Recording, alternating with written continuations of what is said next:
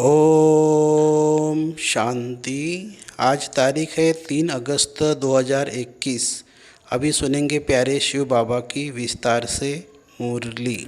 मीठे बच्चे, बाप दादा की याद प्यार लेनी है तो सर्विसेबल बनो। बुद्धि में ज्ञान भरपूर है तो वर्षा करो।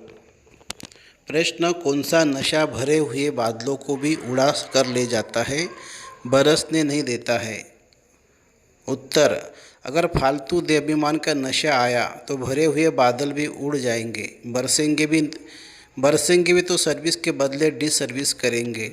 अगर बाबा से प्यार नहीं, उनसे योग नहीं तो ज्ञान होते हुए भी जैसे खाली है, ऐसे खाली बादल अनेकों का कल्याण कैसे कर सकेंगे? ओम शांति। बाकी थोड़े बादल बचे हैं। जैसे बरसात जब कम हो जाती है तो सागर के ऊपर बादल नहीं होते हैं, ठंडे हो जाते हैं, वैसे यहाँ भी ठंडे हो जाते हैं। बादल उनको कहेंगे जो रिफ्रेश हो जाकर वर्षा बरसाते हैं। अगर कोई बरसात नहीं करते तो उनको बादल थोड़ी कहेंगे।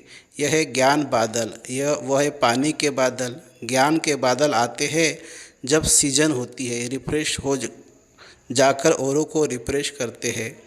बादल भी नंबरवार होते हैं, कोई तो बहुत ज़ोर से बरसते हैं। बादलों का काम है बरसना और मुरझाए हुए पौधों को रिफ्रेश करना। जिनमें पूरा ज्ञान है वह छिपकर नहीं बैठते, उनको बाबा का डायरेक्शन भी नहीं चाहिए। उनको बाबा का डायरेक्शन भी नहीं चाहिए है कि बादल है ही बादल आते ही है भरकर बरसने के लिए। जहाँ देखे कलराटी ज़मीन है तो जाकर सब्ज करना चाहिए।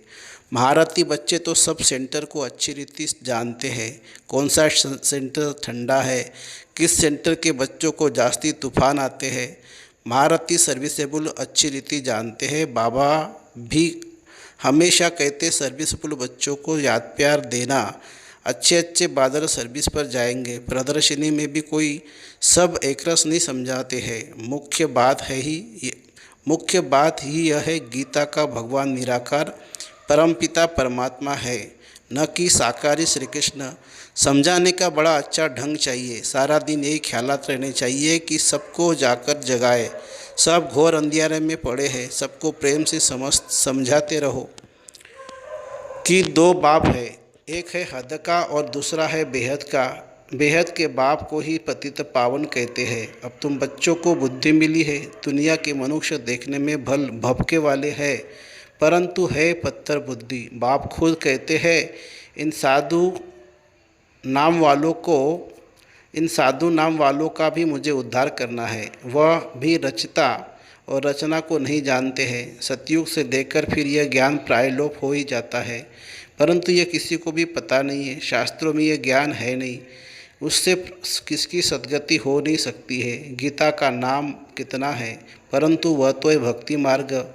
बाप तो पतित पावन है, वह बैठ राजयोग सिखलाते हैं तो जरूर राजाई के लिए नहीं दुनिया चाहिए। बाप ही आकर राजयोग सिखलाएंगे, यह भी अभी तुमको मालूम पड़ा है। जिन्हों को कलब पहले समझाया होगा उनको ही अभी समझाएंगे, फिर समझेंगे। ये लड़ाई कोई वह नहीं है जैसे हमेशा चलती आई है, 8-10 वर्ष चलकर फिर बंद हो जाएगी। ड्रामा अनुसार बॉम्ब्स जो बने हैं वो कोई रखने के लिए नहीं है। पतित मनुष्य को मौत होने बगैर सतयुगी आएगा नहीं। शांति कैसे स्थापन हो यह भी समझना पड़े। शांति स्थापन करना व श्रेष्ठाचारी दुनिया बनाना यह तो एक बाप का ही काम है। बाप कहते हैं और संग बुद्धि का योग तोड़ एक संग जोड़ना है। देह सहित जो भी कुछ देखने में आता है इन सब से तोड़ना है। अब हमको वापस जाना है तो घर को ही याद करना है। अभी तुम समझते हो यह है मृत्यु लोक। हम अमर लोक में जाने के लिए अमर कथा सुन रहे हैं। देवताओं को कहा जाता है देवी गुण वाले मनुष्य, यहाँ तो एक भी हो न सके। कृष्ण के लिए भी कितनी ग्लानि लिख दी है, कुछ भी बुद्धि में नहीं आता है। अभी तुम बच्चों को अच्छी रीति पुरुषार्थ करना है, दैवी गुण धारण करने हैं। दैवी गुण किसको कहा जाता है वह भी समझाया जाता है। संपूर्ण निर्विकारी जरूर बनना है, यह है मुख्य पहला गुण। जहाँ तहाँ तुम देखेंगे पवित्र के आगे अपवित्र माथा टेकते हैं। सतयुग में है पवित्र तो वहाँ मंदिर होते नहीं है। फिर जब पुजारी बनते हैं तो मंदिर बनाते हैं। जो पावन थे वही पतित बनते हैं। यह है बहुत जन्मों के अंत का जन्म। बाप कहते हैं इस पुरानी दुनिया को, पुराने शरीर को भूलना है। इस पुरानी दुनिया को अब ख़त्म होना है। इसे खलास होने में देरी नहीं लगेगी।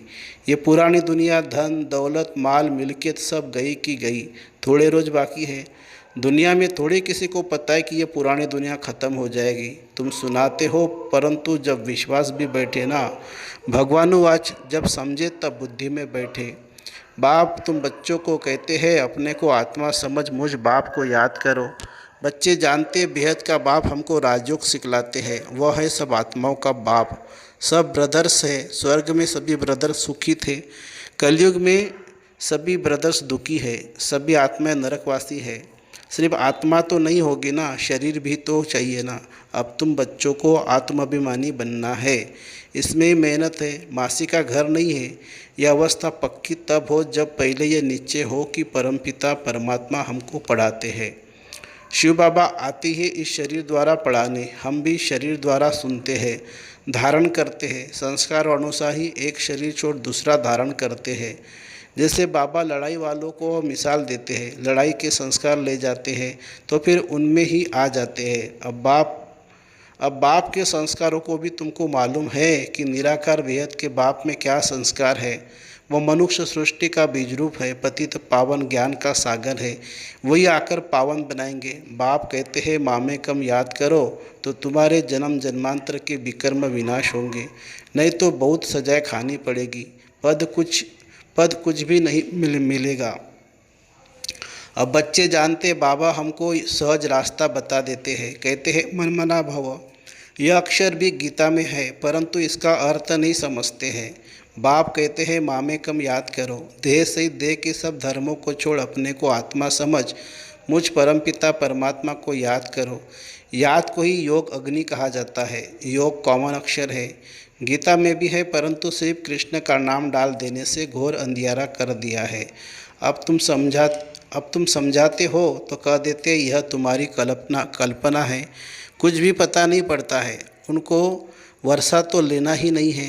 पहले तो जब यह समझे कि यह बेहद का बाप भी है, टीचर भी है, सदगुरु भी है, वह हमको पढ़ाते हैं। यह पक्का निश्चय चाहिए।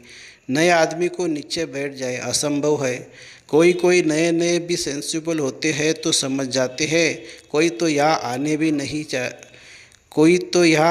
भी नहीं चाहते, कुछ भी समझते नहीं है, जरा भी बुद्धि में नहीं आता। इतने ढेर बीके हैं, जरूर इन्हों को बाप से वर्षा मिला होगा। वह फैमिली हो गई। नाम ही लिखा हुआ है ब्रह्मा कुमार कुमारिया, तो फैमिली हुई ना। प्रजापिता ब्रह्मा की फैमिली कितनी बड़ी है, परंतु यह बात किसी की बुद्धि में नहीं आ सकती। कोई पूछे आपकी एम ऑब्जेक्ट क्या है, बोलो बाहर बोर्ड पर लिखा हुआ है प्रजापिता ब्रह्मा कुमार कुमारिया, तो फैमिली हो गई।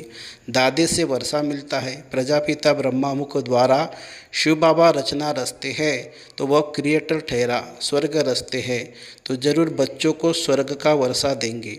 तो यह फैमिली हुई ना। बाप बच्चे बच्चियाँ और दादा है, ब्रह्मा भी है, शिव भी है, वह है रचिता निराकार है, तो बच्चों को वर्षा कैसे देंगे। ब्रह्मा द्वारा वर्षा देते हैं, यह अच्छी रीति समझाना चाहिए। बोलो यह तुम्हारे बाप का घर है।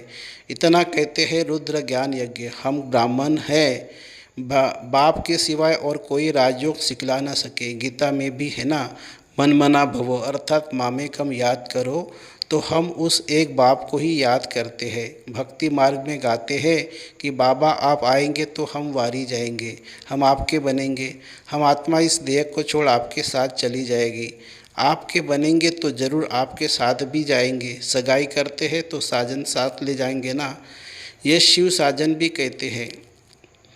हम तुमको इस दुख से छुड़ाए सुखधाम में ले जा चलेंगे, फिर अपने अपने पुरुषार्थ अनुसार जाकर राजाई करेंगे। तो जितना ज्ञान धन धारण करेंगे उतना उच्च पद पाएंगे। छोटी छोटी कुमारियाँ भी सर्विस कर रही है। इन्हों को ही बड़े बड़े विद्वान पंडित आदि को समझाना है, शौक होना चाहिए। कुश्ती होती है तो बड़ी बड़ी चैलेंज देते हैं, तो इनके साथ हम लड़ेंगे। सर्विसेबल बच्चों को आराम से सोना नहीं चाहिए, आराम हराम है। जो भी अपने माँ को महारथी समझते उन्हें सुख से सोना नहीं है, सर्विस पर चक्र लगाना चाहिए। आजकल बाबा प्रदर्शनियाँ बहुत बनवाते रहते हैं, बड़ों बड़ों को निमंत्रण भेज दो, अभी नहीं तो पीछे आ जाएंगे। साधु संत महात्मा कोई भी हो, जगाते रहो, परंतु बात करने वाला चाहिए महारथी। जिनका बाप से योग नहीं, प्यार नहीं, वह तो जैसे खाली बादल है, वह क्या करेंगे। यह तो जानते हो पढ़े हुए कि आगे अनपढ़ भरी ढोएंगे। हर एक खुद को समझ सकते हैं हम कहाँ तक पढ़ा हुआ हूँ, सर्विस करके दिखाता हूँ।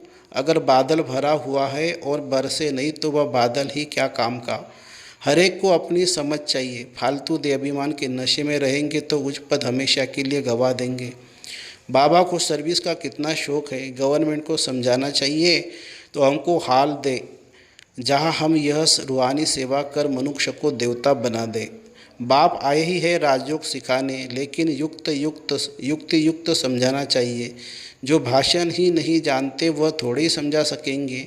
उच्च पद पा न सके, पद वह पा सकेंगे जो सर्विस करेंगे। बड़ों बड़ों को लिखो तो इस नॉलेज के बगैर भारत का व दुनिया का कल्याण नहीं हो सकता। एजुकेशन है मुख्य।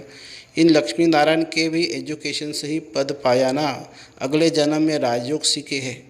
हम भी अभी यह पढ़ रहे हैं, स्कूल में स्टूडेंट समझते हैं हम यह इम्तहान देकर फिर जाकर यह बनेंगे। यह तुमको नॉलेज मिलती है, वह इस दुनिया के लिए नहीं है। तुम भी पढ़ते हो भविष्य 21 जन्मों के लिए, प्रारब्ध बनाने के लिए। वह पढ़ते इस जन्म के सुख के लिए, तो वह भी पढ़ना है और साथ साथ यह भी शिक्षा सीखनी है।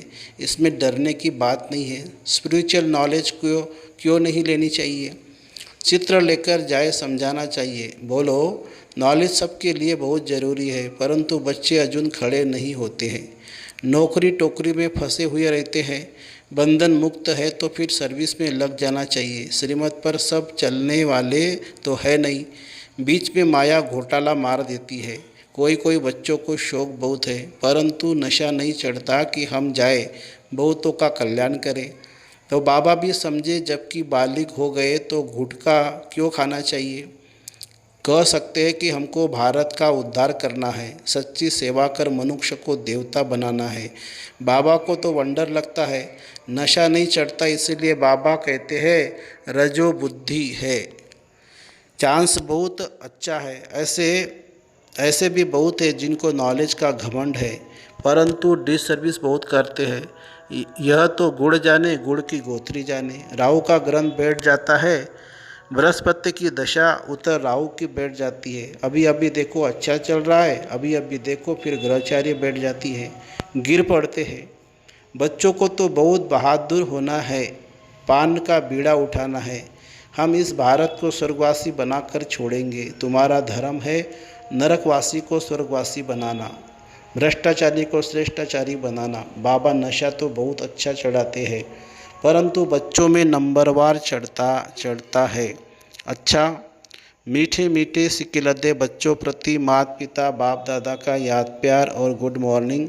रूहानी बाप की रूहानी बच्चों को नमस्ते। हम रूहानी बच्चों की रूहानी बाप दादा को याद प्यार, गुड मॉर्निंग और नमस्ते बाबा, नमस्ते नमस्ते बाबा। धारणा के लिए मुख्य सार।